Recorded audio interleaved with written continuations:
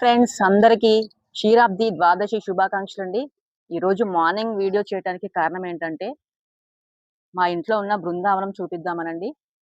ఏకాదశి రోజున విష్ణుమూర్తి మేల్కొని ద్వాదశి రోజున బృందావనంలో అడుగుపెట్టి లక్ష్మీదేవిని వివాహం ఆడతాడని చెప్పేసి మనమైతే ఈరోజు తులసి చెట్టుకి ఉసిరి చెట్టుకి కలిపి వివాహం చేస్తారండి.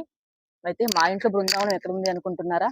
కార్తీక మాసంలో మా ఇంట్లో అయితే సాక్షాత్తు లక్ష్మీ అమ్మవారు విష్ణుమూర్తి 108 అష్టోత్తరం లాగా మా ఇంటి అయితే బృందావనం అన్ని అయితే వచ్చాయండి. చెట్లు చూపిస్తాను చూడండి, తులసి చెట్లు.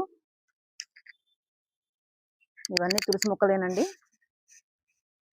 ద్వాదశి రోజు ఇవ్వాలే చూపిద్దాము మా బృందావనం అని, కొంచెం చెట్లు కూడా పెరుగుతాయని ఇట్లా చూపిస్తున్నానండి.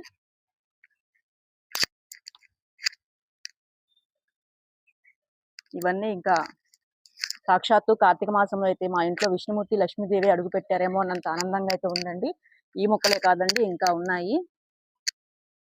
మాకైతే ఎప్పుడూ ఇలా అయితే రాలేదండి. దీపావళి అప్పటి నుంచి ఇలాగ మొక్కలు చిన్నగా స్టార్ట్ అయినాయి.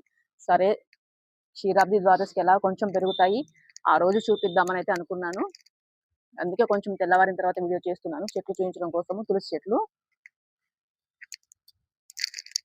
ఇదిగోండి. ఈశాన్యంలో ఈశ్వరుడు ఉంటాడు అంటారు కదా, ఈశ్వర స్థలం ఈశాన్యం కదండి. ఇక్కడ మాకు మోటార్ బావి దగ్గర కూడా చూడండి తులసి చెట్లు.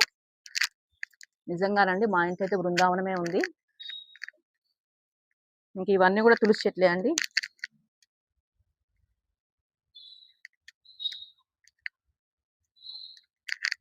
శివకేశవుల మాసము, సాక్షాత్తు శివుడు, కేశవుడు, నారాయణుడు, లక్ష్మీదేవి మా ఇంట్లో అడుగు పెట్టారము.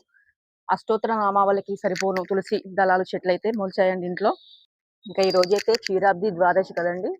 పాల సముద్రంలో విష్ణుమూర్తి లక్ష్మీదేవి ఉంటారు కదా. ఇంకా నేనైతే చక్కగా ఈ రోజు క్షీరదీపం కూడా వెలిగించానండి.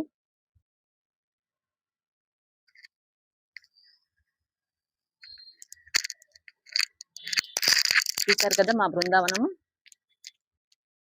Thank you friends, thank you for watching.